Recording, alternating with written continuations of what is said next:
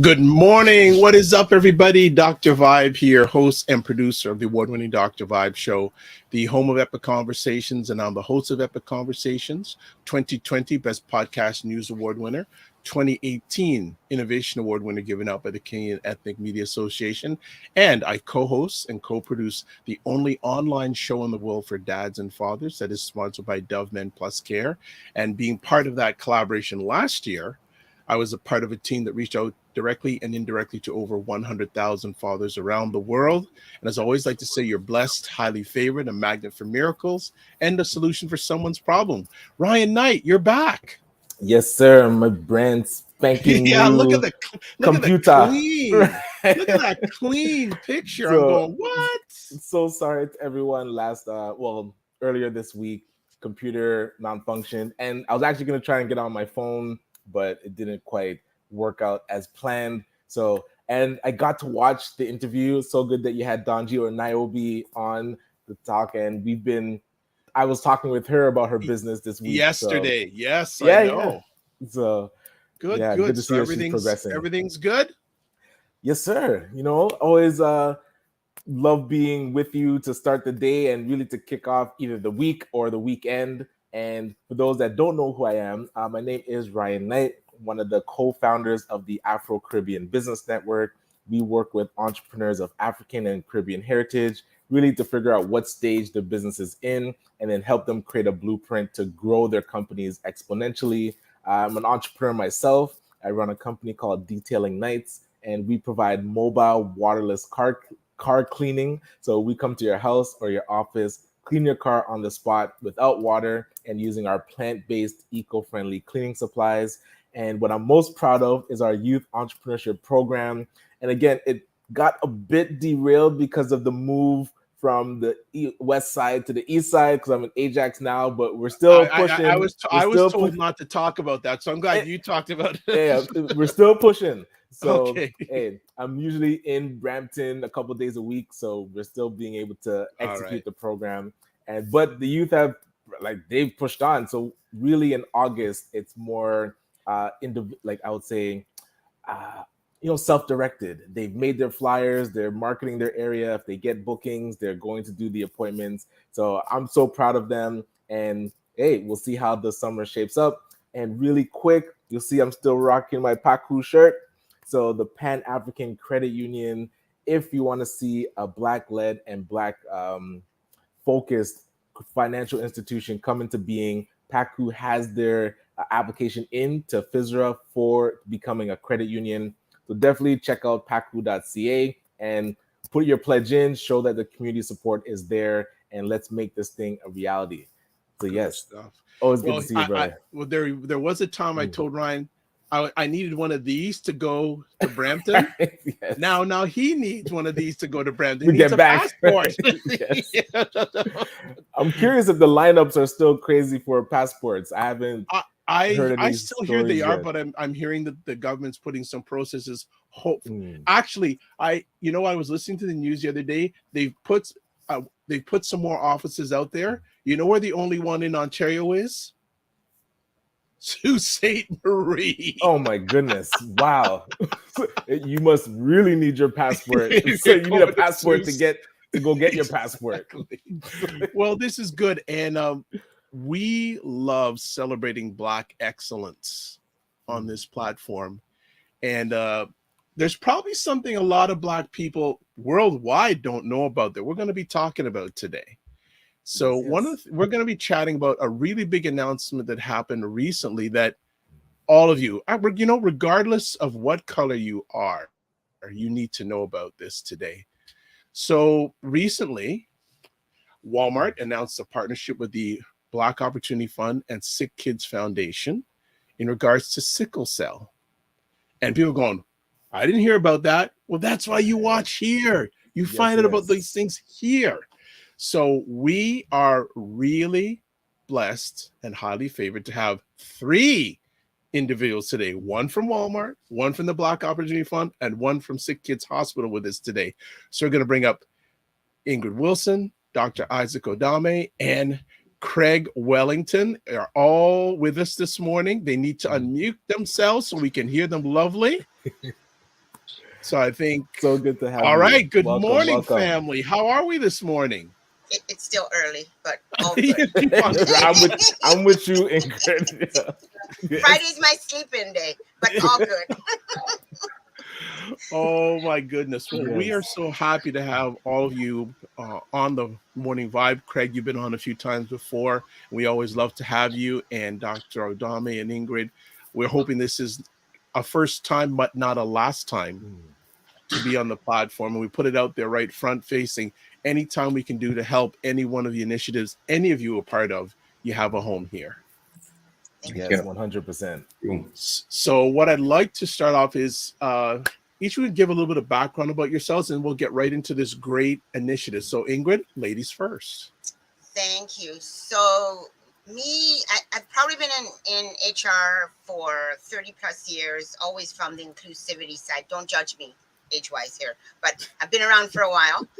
And the last few years, I really wanted to focus on our community. I've done a lot of community work over the years, sit on a few boards, and it was really important at this point to really focus on the community.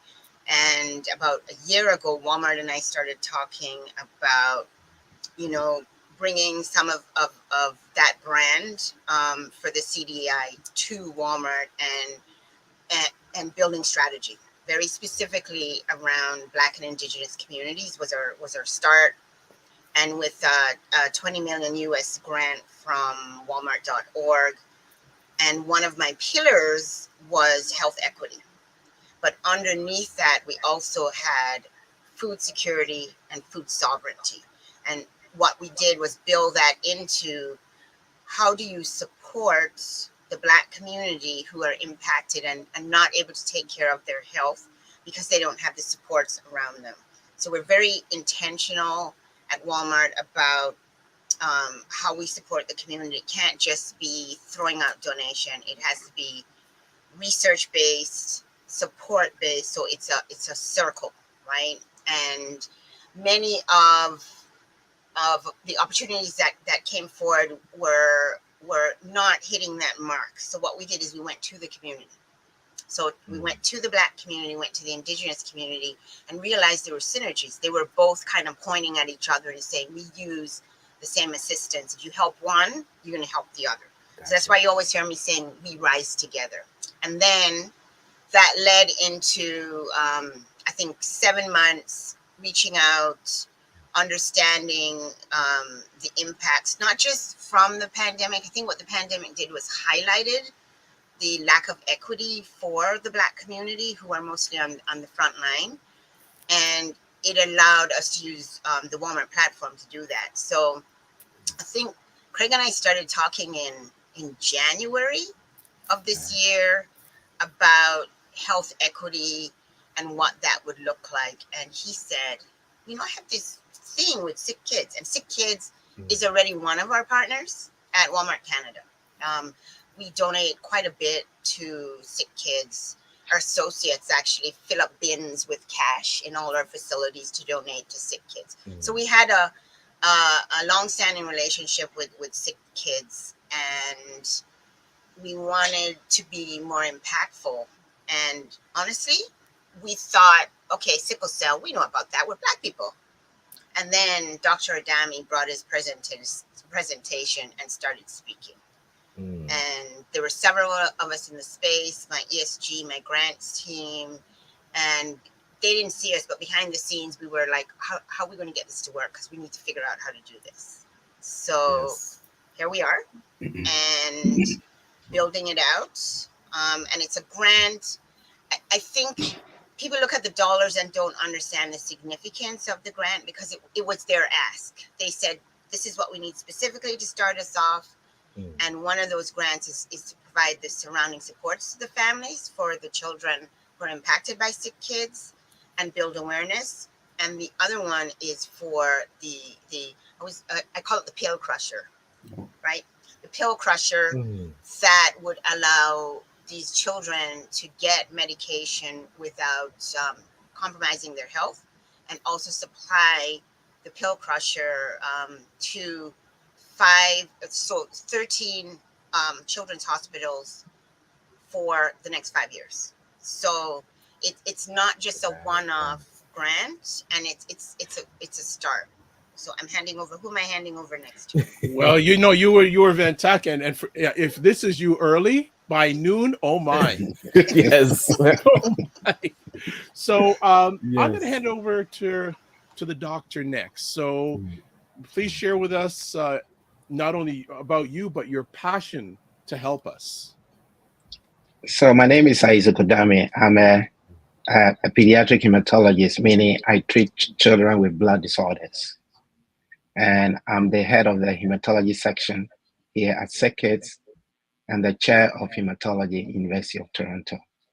So I'm one of the directors of the sickle cell program here at SickKids. About 2 years ago, SickKids is a leading children's hospital with a great outreach to the Black community, both in Canada and across the world, particularly in partnerships we have with Africa. But despite being a leading teaching hospital that looks after children, we still work in a system that is characterized by historic systemic anti-Black racism. And the hospital didn't think that we have done enough to address the inequities that translate into poorer health outcomes for Canadian Black children. And the hospital thought we could do more. The foundation, SickKids Foundation, thought we could do more to address this. So that brought the Black Experience at SickKids initiative. And the idea was to look for allies within the community to really begin to dismantle some of the impacts of historic systemic racism, which often translates into poorer health outcomes because of the social determinants of health. So you can see from this partnership that not only are we providing an innovative capsule shredder, which I will explain in a moment, but we have established an endowment fund to support families. Because what use is this if you have a treatment, but the families just can't even travel from far to access it? You've got to address that to really be able to deliver the care you want to give to the child.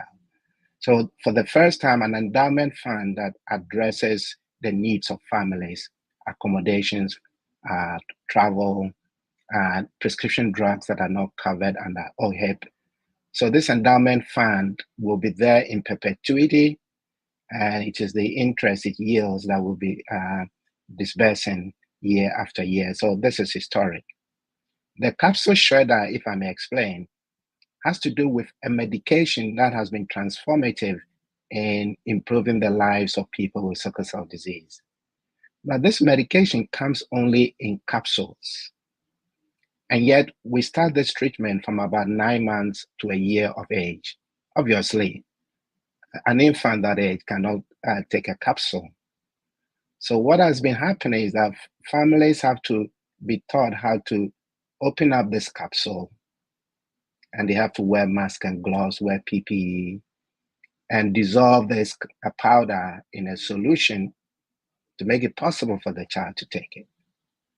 So if you're talking about barriers to actually adhering to treatment, this is number one, and because you have to go through all these hoops to be able to give the medicine to the child. So obviously this is going to lead to poor adherence, poor outcomes.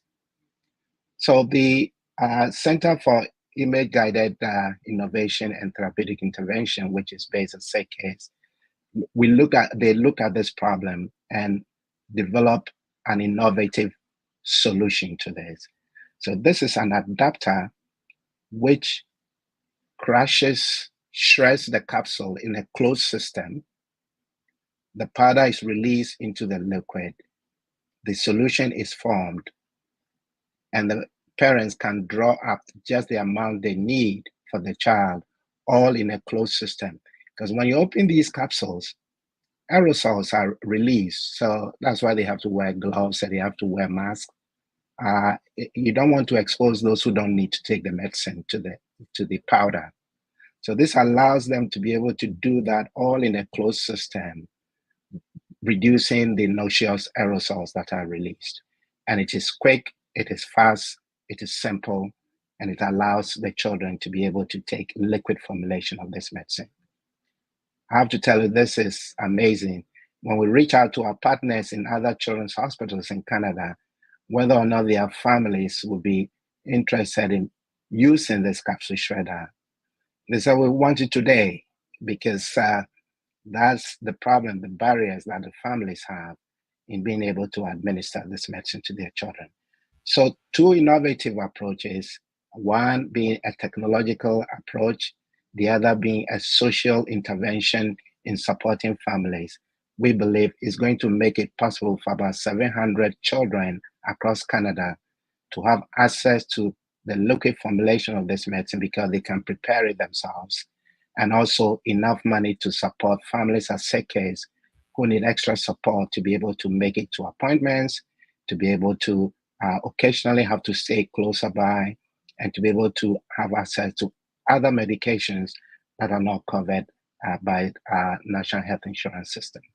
So this is amazing. We are really thrilled to be partnering with the Black Opportunity Fund, which also was born around the same time. It's interesting that the two ideas were birthed around the same time, and to see this partnership being rolled on by the big support we got from Walmart really demonstrates that it is partnership within the communities with other allies that are addressing the same issues of health outcomes for Canadian Black children. That is what has got us here. Wow.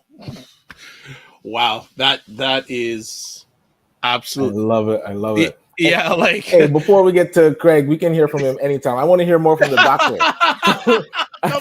come on. But now. one don't thing quick Craig is like that. I Do just want to not treat say, my man Craig like that. this is why I love this show, is that there's diamonds in our community, like Dr. Adame and Ingrid, that are working behind the scenes that nobody gets to hear from. And that's why I want to thank Craig and the Black Opportunity Fund for really putting the pieces together and now amplifying this work. So yes, please, Greg, they need to hear from you. I just want to say thank you, doctor. Hearing more from you later is going to be amazing. And I need to go grab my children so they can come sit with me and see this type of pinnacle in our community that they can aspire to. And what you've been doing for our youth is amazing. But thank you. Thank you. Yeah, absolutely. That was massive. Thank you so much. Craig, I'm sorry I have to put you after that, but we need to hear from you. Yeah, and I mean, I think that's why, I mean, you can tell why we joined this partnership. When SickKids came to us, as Dr. Adame said, SickKids, we're very careful at Black Opportunity Fund in terms of with whom we partner, because there have been a lot of knee-jerk reactions and checkboxing and stuff in the wake of the George Floyd incident or so on, and there's a lot of movement. But we're very careful, and we look at the intentionality of partners when we decide with whom we partner. And we look at SickKids, and when SickKids approached us, health is one of the pillars of Black Opportunity Fund, in as well as criminal justice, arts and culture, education, and entrepreneurship, recognizing the disparate health outcomes of Black youth, which was exacerbated through the pandemic. They weren't caused by the pandemic, but it really showed that up. So when they came to us, what we were impressed about when the SickKids Foundation outlined the Black experience at SickKids, that this is not a one-off that they're doing. This is part of a broader initiative that is focused on acknowledging, as Dr. Adame said, SickKids is one of the leaders, the global leaders in the world in this space, but they acknowledge that they can do better, that they have been part of a system that disenfranchised Black peoples, Black Canadians, with the disproportionate health outcomes. So they look at, well, how can we not just be non-racist, but how can we be anti-racist? How can we challenge the system and deconstruct it? And in terms of doing that, deconstructing themselves. And that is the work, if you're talking about an ally, that is the work that is needed. Being able to look at yourself, look at your organization, not just say we're writing checks, but how can we ensure that what we're doing from an anti-oppression lens, and that we're listening to the community. So when they came up with these outcomes, they came to Black Opportunity Fund and said, we are looking for a partner to make these things happen. So I firstly want to share the sincere apologies from Dr. Bukola Salami, who is the co-chair of the Black Opportunity Fund Health Working Group, who was a part of this, along with Dr. Ratu Sechi-Otu, our other co-chair. So Dr. Bukola was supposed to be on this morning, but unfortunately wasn't able to attend. But she sends her sincere apologies. But what we did is, when we had the presentation from SickKids, we looked at the various outcomes, the various initiatives, and we took it back to our health working group, which is a connective tissue of Black health professionals from across Canada who regularly convene to talk about issues of Black health that are common in regions across Canada, and zeroed in on these two pieces, the patient endowment fund, as well as the pill crushers.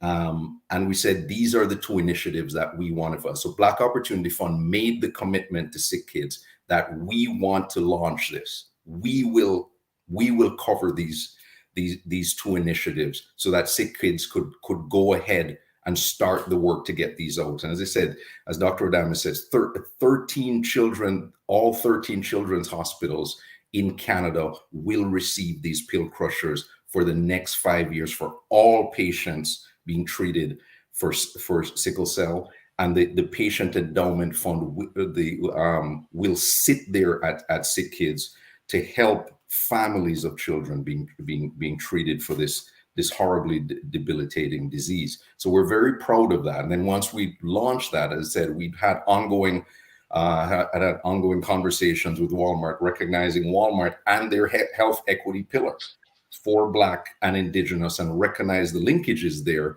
And then, brought Walmart to the table after we'd made the commitment. Walmart just saw this is something that we want to be a part of.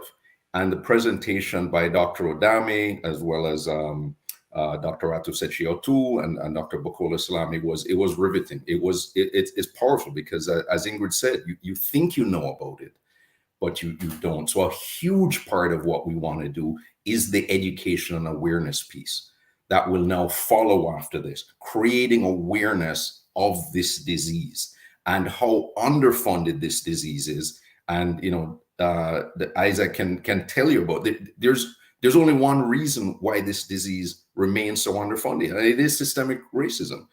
Because I think this is the first genetic disease that was ever cataloged. Yeah. Sickle cell disease is the first ever, and yet we look how far behind in funding it is versus other diseases. So this, we hope, will create awareness of this issue. And one of the things that we hope is to launch a campaign, an awareness campaign for every Black Canadian to get screened and learn your sickle cell status. So everybody should know this. So we are looking at that as being phase 2 of the initiative, where we will create that opportunity, awareness of it, how to do that, and where to do that. So we're very pleased with this partnership, and continuing to be a part in terms of improving the health outcomes for Black Canadians. Wow, this is good. And just to first comment here says, good morning, all. Looking forward to this morning's discussion. Glad to hear about how the BOF is positively impacting our community. I always like to ask, when great things happen, how long from the initial conversation to the agreement was? It doesn't sound like it was that long a period of time. Am I wrong?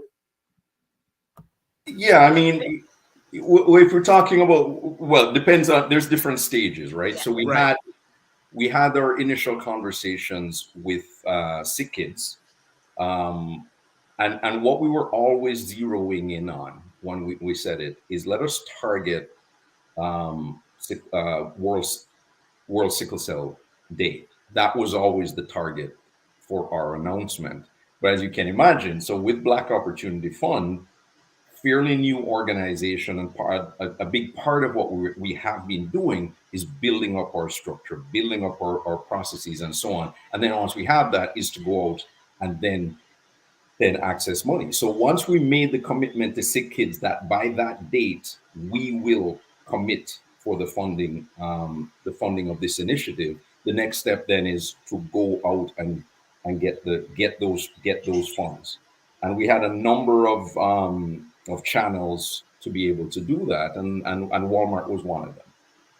And but what Walmart came back is and said, no, we don't want to be one of.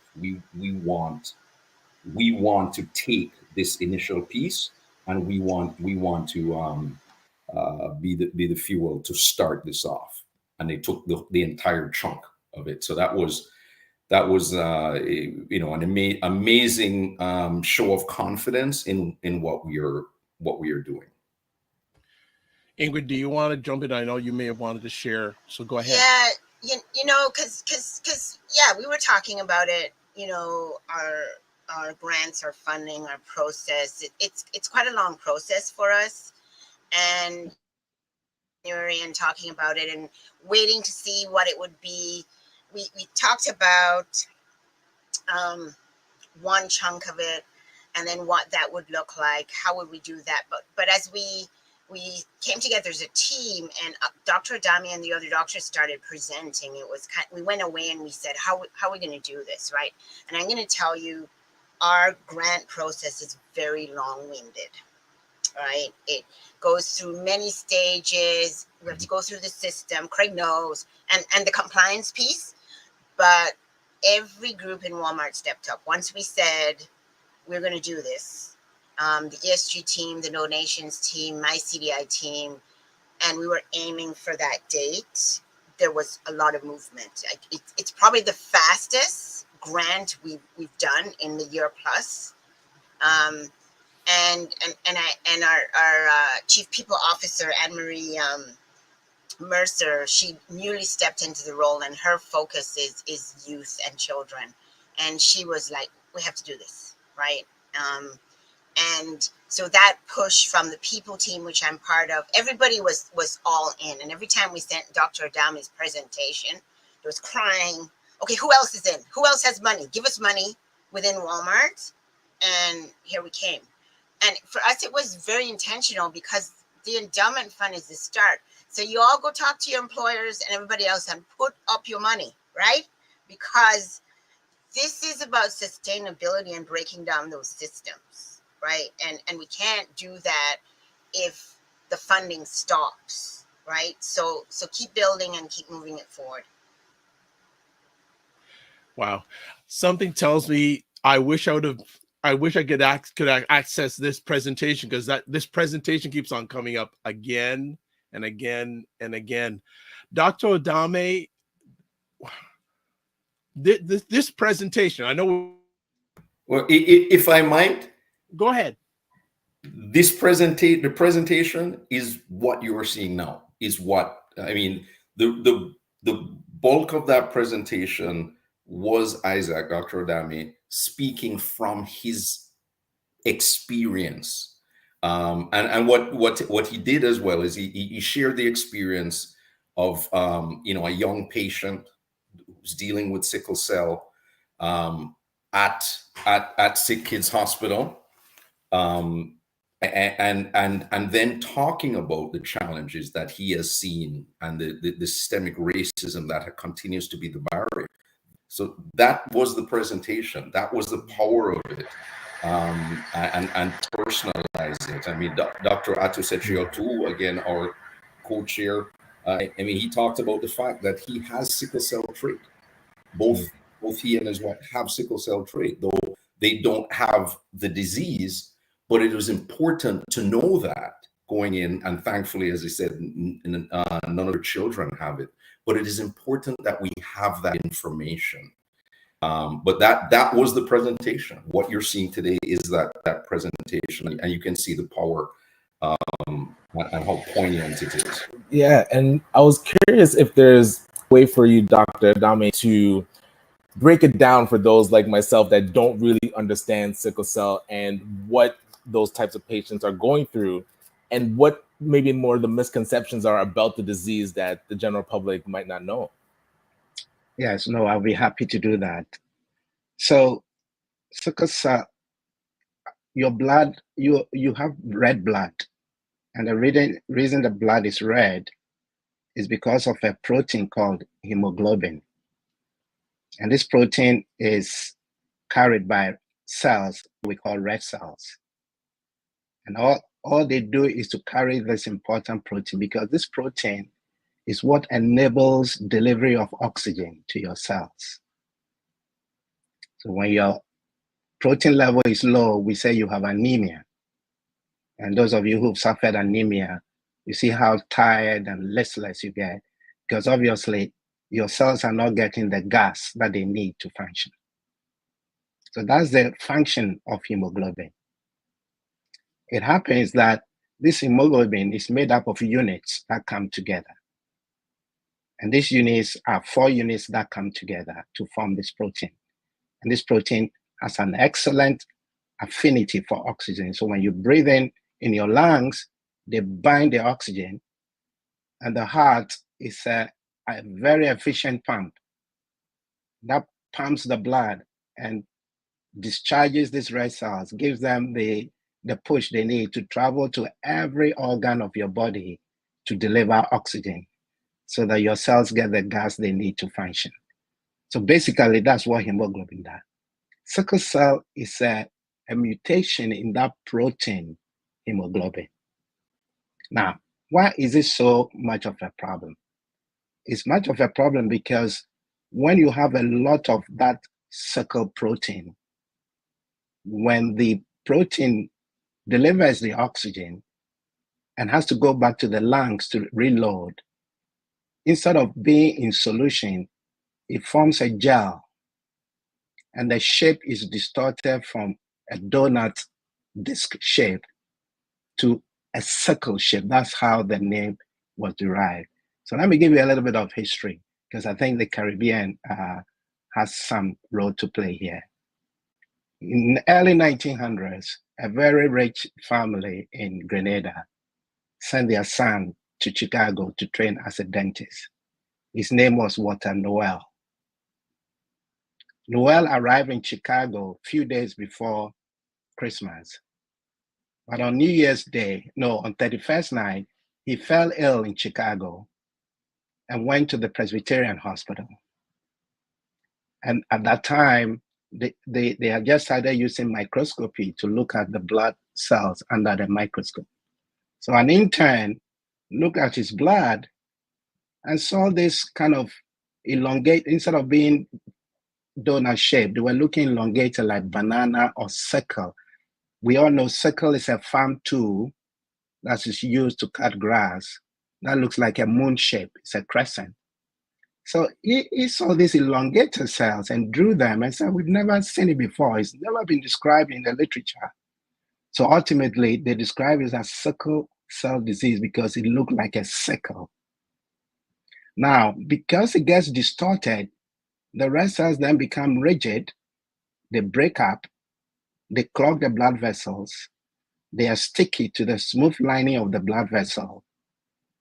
And you know that every organ in the body needs blood supply. And so if something affects blood supply or affects the smooth lining of the pipes so that they stick and occlude it, then you can see why sickle cell can affect virtually every organ in the body, although it is an abnormality of a protein in the blood. Now, why is it so predominant among Blacks? The simple reason is an infection called malaria. So it turns out that if you have just one copy of the gene, Remember, we all have two sets of genes, one from mom, one from dad. So if you have just one copy of the gene, you have a survival advantage.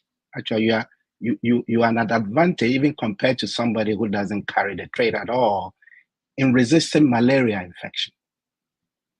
So for thousands of years in areas of the world where malaria was endemic and was a havoc, more normal people would die from malaria, but those who had the trait would survive it.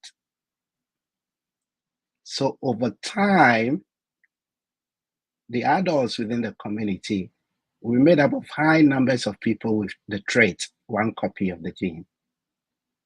However, if two partners come together and they both have the trait, then there's a 1 in 4 chance with every pregnancy that the baby will be affected by the double copy of the gene, which is what we describe as sickle cell disease. So sickle cell is found in people from African heritage, Indian heritage. India is probably number 3 in the world in terms of the burden of sickle cell disease. Mediterranean, parts of Italy, parts of Greece, Saudi Arabia, Kuwait, the Middle East. So it is not a Black disease. It is only a disease affecting people of heritage where malaria has been a problem. But currently, predominantly, people of African descent are the most likely to have the disease. We have newborn screening in Ontario. Sickle cell disease is the commonest diagnosis from newborn screening, even though we screen from 28 other disorders. Also, it was the first disease for which we knew the genetic cause. Long before I was born, the genetic basis for sickle cell disease was known. Much, much earlier than many other diseases that now attract multi-million-dollar investment for research and advancement. So it's been slow to develop because it predominantly affected people of African descent. And in a country like the United States, with all the resources for research, because it predominantly affected African Americans, it didn't attract the necessary research and investment to really advance it. But I have to say that things have begun to change, that there's a realization that gene-based therapies, new ways of curing this disease, really make sickle cell disease a very, very important disease that can be cured. And this is attracting many, many companies. And as I speak, there are over 30 new companies that are investigating new treatments, including curative treatments for this disease. So how does it manifest? And I have to say, the most common manifestation of this disease, once your vessels get blocked and your tissues are starved of oxygen, they get inflamed. So it causes excruciating pain, the so-called pain crisis. So if you know somebody with sickle cell and they said, I can't come to work for 3-4 days, remember that they are experiencing excruciating pain. How painful is this condition? Women who have sickle cell disease and have had children will tell you that sickle cell pain is worse than labor pains. So you can imagine somebody getting labor pains every few days, every month, not being able to go to school, not being able to go to work. And so they have a lot of pain. They need to use a lot of facilities in the emergency departments where often they are not treated well. Some of them are disrespected. They think they are drug seeking. They think they're making it up, the frustration that people face when they go to them, because people don't understand how excruciating this disease can be. But pain, much as it is so unbearable, doesn't really shorten your life. It is the effects on the organs, like the lungs, like the brain, like the heart, like the kidneys, that ultimately shortens the lifespan of people with sickle cell disease. And so the new approach to it is not to wait for crisis to happen, is to try to prevent the crisis and modify the disease right from early life, which is where the drug hydroxyurea comes in. So from 9 months, in fact, when we are born, actually, we have a different type of blood when we are in our mother's womb. It's called fetal hemoglobin. Then when you are born, it switches from the fetal to the adult blood. And in the case of sickle cell people, it is the sickle blood. So if you start this medicine early, when the fetal hemoglobin is switching, you are able to maintain higher fetal hemoglobin expression. And this fetal hemoglobin is so important because a little bit of it interferes with the sickling, forming the gel that I spoke about. So it reduces the sickling in the blood and keeps the blood vessels healthy, blood flow healthy, and organs healthy. And that's why by 1 year of age, we want these children to be on if they have the severe type of sickle cell. I'll end by saying, if you know somebody who has mild sickle cell, know that there are different types of sickle cell. If you have 2 copies of SS is the most severe. Now you may have other combination with S, one called SC, which is also not uncommon. About 30% of our patients have SC, and they are milder. And that may give people a false sense of security that because I know someone who has sickle cell disease and hardly gets any symptoms, that somehow it's not as bad as they say. It's because it's a different type. The SS type is severe, it's life-threatening, and hydroxyurea therapy should be started early. So this capsule crusher really is transformative because not only are we going to say to the mother or the father that your child needs this medication, we can confidently say that this is a tool you can use to make it possible for you to administer this medicine to your baby or to your toddler. So this is the journey of sickle cell. And now we are actually curing some of them through bone marrow transplant. There are clinical trials of gene therapy, including CRISPR therapy that are ongoing, that are showing promise. So when I find mothers or parents who come to us when their baby is detected to have sickle cell disease at birth, they are distraught, they are crying. Is my child going to live? I can confidently say it can be treated and it is curable. Wow. So Ingrid and Craig, I get it now. I get,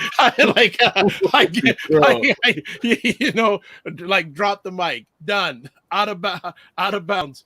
Some comments coming here, Grazer Ray, and I know who this is. He says, I knew about sickle cell, but wasn't aware of the malaria connection. I remember being tested years ago before getting married to ensure we didn't both have the trait and possible impact on our kids.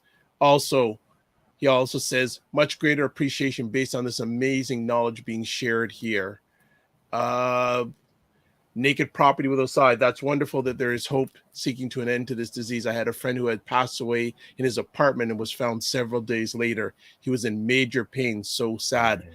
Actually, I mentioned before we went live, I know the president of the Ontario Sickle Cell Association, and some of the things he shared with me, and this is a gentleman in his 40s, the pain that he is still going through. And when, especially during the pandemic, trying to go to a hospital, and the response that he got was disappointing and very hurtful. Question here. Morning. What are the current processes for screening, and with new technologies, is there any plans for home screening, even if that is even possible? Yes, that would be possible. We now have point of care tools that will enable almost like a pregnancy test. Let me just show you something that I may.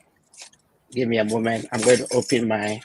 Doctor, you know what we're going to do too? We're going to ask your people if we can have you on by yourself because you're dropping knowledge bombs. And as I said to Ingrid and Craig, I so get it, because if I had the opportunity in the position that I get why you said we have to make this happen. Like the man's even looking in his cupboard right grab now. it. This is, as you said, I mean, this is what it's about in terms of we have somebody at this level who is leading this. And we, and there isn't general awareness of it, of people like a Dr. Odami and many others who are doing brilliant work in this space in Canada. So we're very pleased to amplify the work and provide and help provide this platform. So what I have in my hands is almost like a pregnancy test. And we're using this in Africa in rural settings to enhance the diagnosis of sickle cell disease.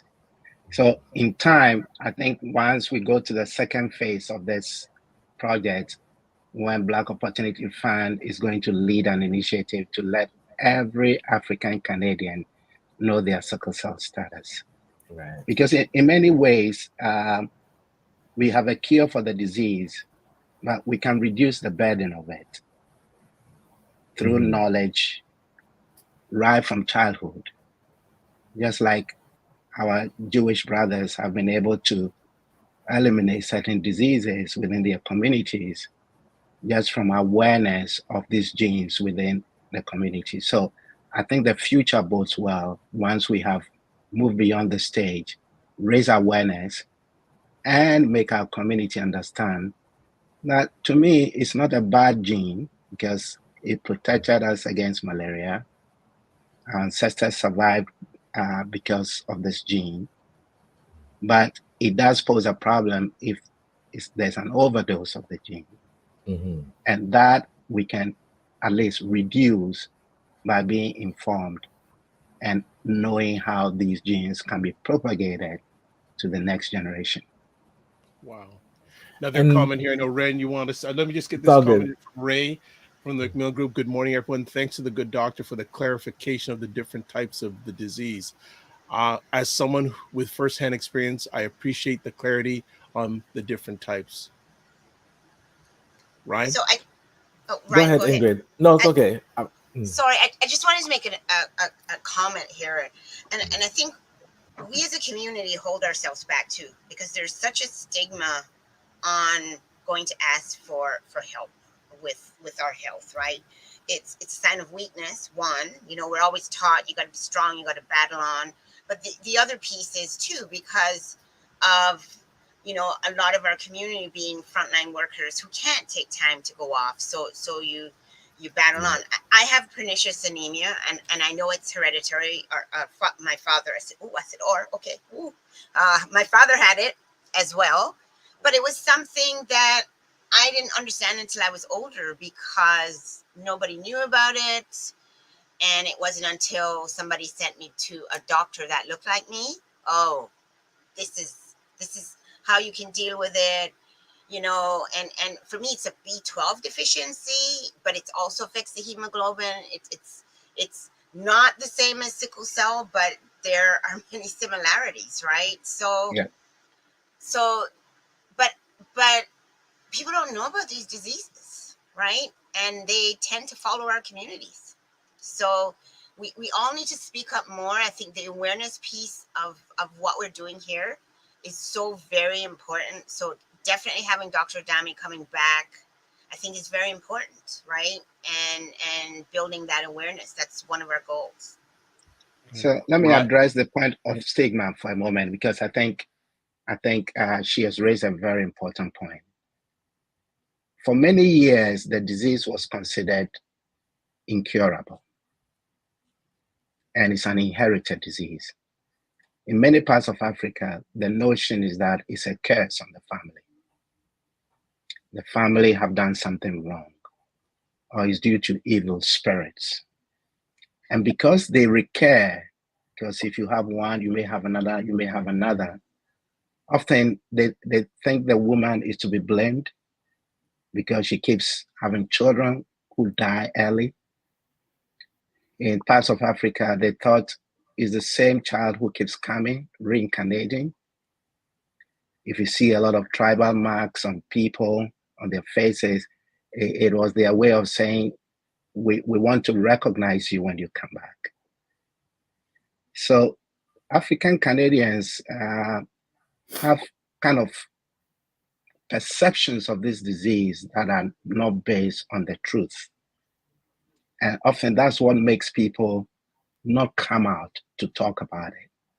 And we see it in our clinics where families may know each other, but they don't know that their children have sickle cell disease because it's a closely kept secret. Now, this was the same when HIV first came. And it was because it was incurable. There was no solution to it. It was more of a stigma to have HIV. Not too long ago, even cancer was.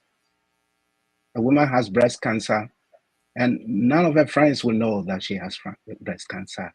She fights it alone because there was some stigma. But now that we know it can be treated and it can be cured, that stigma begins to fade away. So the message out there is there is a solution, there are effective treatments, it's a curable disease, and yes, you can avoid having another child with sickle cell disease through various means using technology to ensure that you have a normal child. So I think the awareness should also create the narrative that breaks down, dismantles the stigma that is associated with sickle cell disease.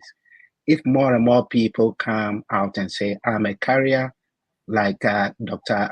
Atusechi did, it helps people to realize that actually it's an advantage if you live in Africa to be a trait, to carry it, because you resist malaria more.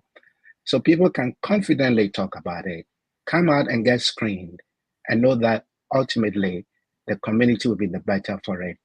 Let me add one more thing, which I think comes with awareness.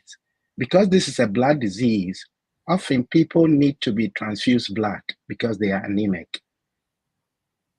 But sometimes there's a problem with getting blood for Black patients, particularly those who need it frequently, because the donor pool is mainly Caucasian. Yeah. And we have blood types that we don't share. So when you keep transfusing the Caucasian blood, their bodies begin to develop antibodies against the red cells. So as I speak, there are patients who need blood who can only receive blood from people like you and me. Yeah. But guess what? We don't donate blood. We don't. We don't feel we are part of that system. So Canadian Blood Services is always looking for donors from the Black community. So when you donate blood, it is tagged as gold. Don't use that. Hold on to it until somebody who is from the community needs blood. It's not only blood, tissue donation like bone marrow is also a problem. When you want to do bone marrow transplant for a Black person, you can't find a match because only few of us are willing to donate our bone marrow. As we sit here, you never know that your bone marrow is going to save somebody like you who has leukemia and is waiting for bone marrow transplant. So I think that there's a lot that the Black community can do to serve ourselves, to break down the barriers, the social determinants, the inequities. And Canadian Blood Services is always struggling to have the right type of blood for some of our patients because too few of us are donors of blood. Since we are talking about blood diseases, I think we have to raise our awareness across the board. Wow. Well, we've got a pile of, we don't got a lot of time. Real left. quick, I just wanted to say it's amazing because my question was, I was curious if you see the shame of the disease go away with the story and being told of the history of it. So you answered it. So thank you. And Ingrid touched on it too. So yeah, thank you. I don't want to keep everyone too much on because I know you all have things today, and it's still Ingrid. It's early, as she says. So I'm going to ask some quick questions, Doctor, and see if you can. If I might, yeah, I want to just jump into another point that is critically important, and that is about the ensuring, the way when we, Black people go to health, do seek help, how we are treated, how we are perceived. And it is documented that Black people have better health outcomes when they are seen by physicians and healthcare workers who look like them. This is well documented, right? I mean, there was a study done in Florida of 2 million newborn births over a 10-year period that showed that infants born to Black infants born with a Black physician had a 3-time higher chance of survival than if they were delivered by a white physician. And I mean, that is frightening in terms of what that implies. But we have to understand the importance of having Dr. Odames and so on. And there's many institutions right now. We've talked to the University of Toronto, who has a program that is focused on recruiting and graduating more Black doctors. The same thing we're seeing happening in Quebec, and we were just talking to, again, members of our health working group who are members of Quebec Black Medical Association, and the work being done by McGill and University de Montreal in terms of doing the same thing. And the same thing is happening in Halifax and Alberta. But it is important that we encourage as many people to be doctors as we encourage in our communities to do, other things that we celebrate. We celebrate dunking a basketball and running fast in our communities many times more than we do, a doctor who's doing great things. I mean, Dr. Odame and what he's doing, he's saving lives. We ain't saving lives by dunking a basketball or doing what have you. We need to celebrate all of our community, but we need to have this focus. We really need to look at how can we change more lives and drive more people into impacting these areas. And in particular, in terms of primary care physicians, there's a massive shortage. Healthcare physicians are leaving the field, in particular because of COVID, and there was already a dearth of Black healthcare workers and physicians. So we need to have an intentional focus on addressing this. Agreed. Well, we're going to start winding down, but Dr. Odame, there are some questions, and if you could give short answers, but we are going to get you back, because like the response and the questions appeal. This is beautiful. So first question we have here, Tim is asking, where can we get the tests? So actually, testing for sickle cell is very simple, and that shouldn't be the barrier at all. If you see your family doctor, let them request the test, and you can just get your blood taken. The results will be generated within a day or two. So I think testing is not a barrier for us at all. I think it's a matter of going to your family doctor and requesting to have it. Next question. Is there any correlation with, I don't even want to try and attempt to say this word. So doctor, if you can say the word and then answer the question. So it's called thalassemia. So while sickle cell is a mutation in the protein, in thalassemia, there's a gene abnormality that doesn't produce enough of the protein. So sickle cell can combine with thalassemia. So some sickle cell patients have sickle thalassemia. That is, one parent has a thalassemia trait, the other parent has sickle trait. So thalassemia occurs mainly in areas of the world, including Africa, Southeastern Asia, and also has arisen in areas where malaria was endemic, but it's not as much as it is with sickle cell. Excellent. Grazer Ray says, this is truly amazing. Funny, thalassemia, I hope I got that right, is mentioned. Yay, I got my word for the day. Is mentioned as I was thinking of a Greek friend with something similar. Deidre asked, can this test be used for detection of it? Yes, the same test that I've asked can detect thalassemia as well. It's a very common disorder in the Mediterranean and Southeastern Asia. And the severe type of thalassemia, they can't produce enough blood. So they need blood transfusions all their life. Every month, they have to go for blood transfusions. Wow. Charmaine says, great work. Thanks for the eye-opening information, doctor. Tim said, asked a question. Do we have a black blood bank? We don't have one, but nothing prevents us as Black communities to mobilize our people to donate blood. In fact, Canadian Blood Services will be thrilled if we embarked on such mobilization to make our people donate blood, including stem cells as well, people who are ready to give stem cells, because it's your own Black brother or sister who is going to benefit from it. Okay. Deidre says, I've never donated blood because of my thalassemia and sickle status. This is what I love. One of the things I love when someone takes action. I will be donating blood because of doctor's education. Oh, you make my my heart really flutter, because this is the whole essence of my talking. That's why we got to have you come back. You've got influence. You got positive influence. Next up, Grazer Ray says, I haven't donated blood in a long while simply because I'm scared of needles. However, I will make an effort to start donating again, having heard from the doctor, another person taking action. Fantastic. Craig says, to Craig's point on Black-based healthcare, its positive outcomes for our underserved community, is there a directory of current Black healthcare professionals?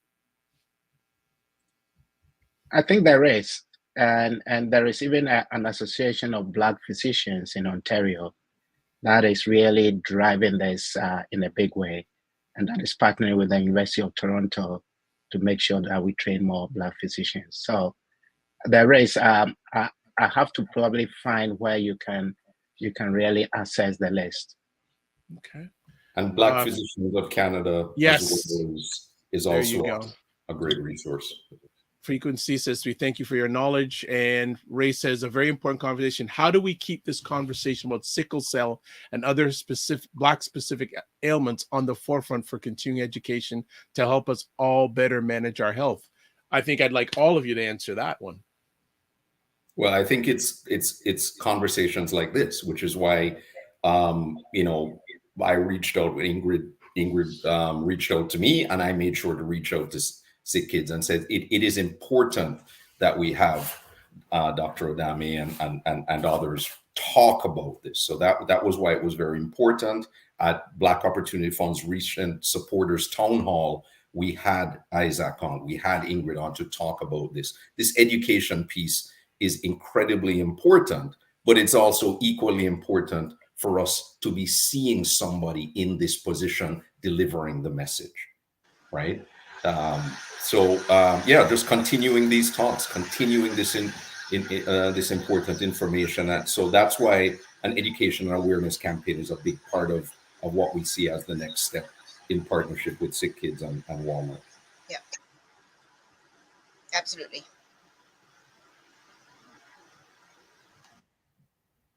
Well, we're going to start rolling it out here, and just like to get final comments from each one of you before we let you go to the rest of your day. So we'll start off. Doctor, you said a lot, but anything you want to add on to our audience before we let you go today? No, I'm thrilled to see this partnership, seeking allies within the community and letting the community, I like the way Black Opportunity Fund is set up, because they let the community themselves talk about what affects them and what they will want changed. I think this bodes well. And if we can deliver this successfully, I think it will open the floodgate for other initiatives that will transform the health of our community. Craig. Yeah, again, this type of partnership, we're extremely proud of this. This is exactly how Black Opportunity Fund is mandated and set up to listen to community, to support community, to address, to identify a problem, and then work in collaboration to find solutions. That's our approach. And they go out and give blood. That's one thing I've heard very loud and clear. Go out and get tested. Find out your sickle cell status. And on the Black Opportunity Fund webpage, you can through the donate. There is an option for you to donate, because I think it is important for community to invest in these community solutions, to donate to keep driving this this sickle cell project at SickKids. So encourage the community to be a part of the solution to these problems. And I really want to thank SickKids for bringing us to the table. I want to thank Ingrid and Walmart for responding in such a positive way. And thank you to the Black Opportunity Fund Health Working Group for the work that they did in terms of reaching out to find out what is the most responsive solution that we could offer. Ingrid? So I am just going to end with people. We are a community. We need to rise together. Enough said. Sorry, All right. Ingrid, can you say that just one more time? Ryan. I said, people, we are the community. We need to rise together. Yes, 100% agree. Thank you Right. so much. So Ryan, I love you. You're the best. I try to keep up. Oh, feelings Naked mutual. Property saying thank you for bringing this to our awareness. I will do my part. Blessings. Hayton, you have a question? We're going to bring Dr. Odame back because that's a whole other conversation itself. So I'm going to leave it at that. So a few things. If you want to find out more about what SickKids is doing with Black Canadians, there's the link there. The Black Experience at SickKids. If you want to get in touch with Ms. Wilson, there's her LinkedIn link. She's on LinkedIn. And then finally, if you want to find out more information about the Black Opportunity Fund, the website is there. So each one of you, I want to thank you for what you have done, are doing, and will be doing. As always, as I said, you have a place here. And thank you for taking the time for this morning. Really, really, our audience really enjoyed it. And I know there'll be a lot of replays on it. So be blessed, give yourselves grace, and don't just manage your time, manage your energy. Have a great day. Thank you again. Take care. Take care. Take care. And there we go. Yes, sir. Great conversation. This was so massive much today. learning. Much. It's like realize I know nothing.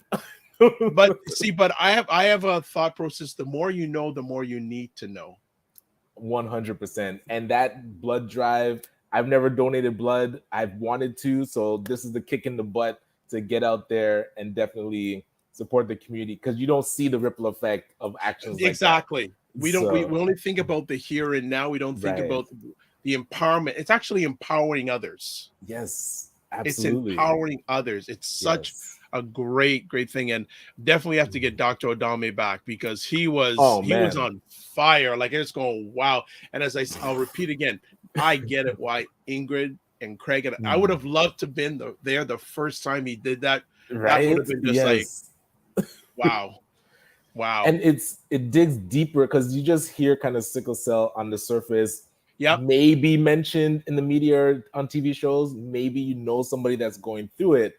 But when you hear the real history of it, you start to understand more.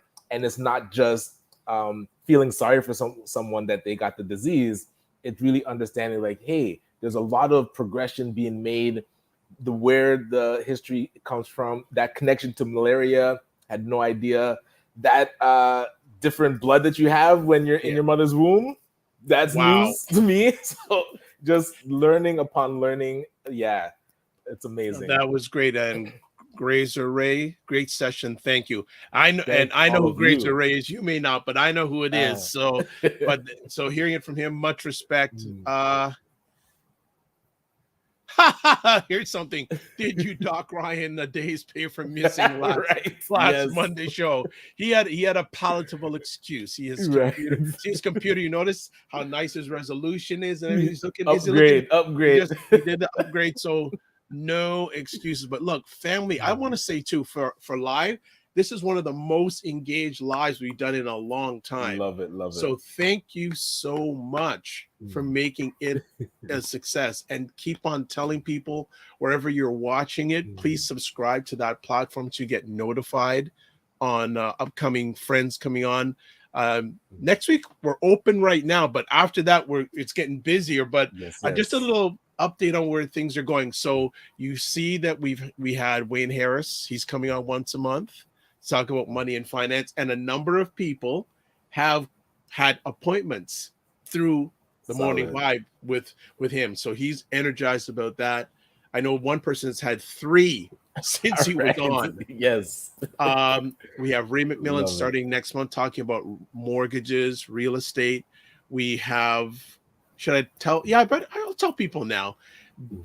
There is an organization called Foodpreneur Labs, and the lady who runs it is Janice Bartley.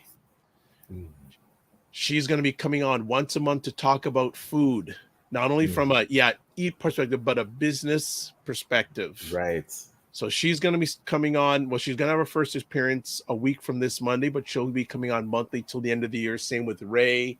Same with Wayne. We're working on one other person. I won't say who it is yet. She has been on before.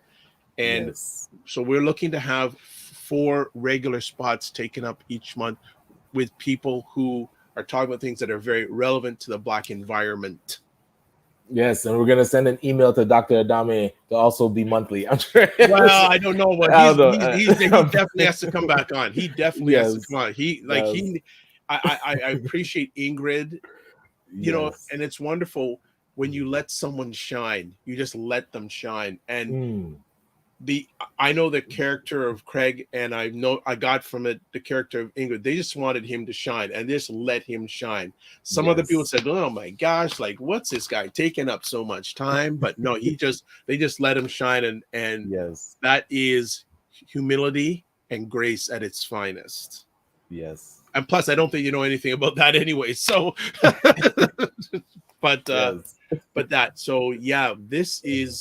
this has been a powerful morning, very, very powerful morning. And let me just see. Yeah. Naked Property saying this is awesome. Thank you, Naked Property with Osai. So what's the plans for your weekend, Ryan? Yes, a friend of the family, her father is having his 80th. So we are traveling up to, the family has a cottage. So I have to still check and see where it is exactly. So we're going to be traveling up north to celebrate that. And I think that then taking the weekend, to relax. How about you? You going to be slammed or taking it easy? Well, I have a wedding to go to tomorrow. There's the couple they were planning to get married during COVID, and then COVID hits. They never had their official big wedding, but they did get married at City Hall. And in that time, they've had a child. Okay. Yes. So they're doing a christening in the morning, and then they're doing a wedding celebration tomorrow evening. What? Okay. I love that. And then, so Sunday afternoon at 5 p.m., Black Canada Talking. We're scheduled to have a roundtable. Then Sunday night at 9 p.m., we have State of Things with Aisha and Jill. We're in the past, we're doing it on Saturday nights, but because it's summer, we didn't want to break up people's weekends. We're now switching it to Sunday nights at 9 p.m. So that's going down. And that is about it for now. Let me just see someone's comment. And Frequency of Event says, have a good weekend all. Yes, we will have a good weekend. And it looks like the weather is staying very hot in Toronto for the weekend. I know it's been a great summer for Detailing Nights to do their cleaning because there hasn't been a lot of bad weather. And the rain, it will just come and go. So days where typically it would be a washout, we're able to push through. So interesting weather. Take it for what you can. Climate change. Take it while you can. Yeah, what's happening. So we shall see. But thank you. Yeah, well, folks, again, thanks everyone as always to close off with this. Live your life as a dream. If you can dream it, you can make it. Sometimes you have to get smaller to get stronger. Block assumptions and aim bigger, aim better, aim higher, aim wider. We'll be back on Monday morning at 9 a.m. Eastern time with Ryan's perfectly working computer. So everyone wants Ryan. Everyone wants Ryan. I just sit there. Everyone wants Ryan. So, and always don't just manage your time, manage your energy. Again, thanks for today and share it out. Subscribe wherever you're watching so you get heads up because we got summertime. We were hot in the summer. We're still going to continue the heat throughout the rest of the year. So God bless. Peace, y'all. Keep the faith and walk good.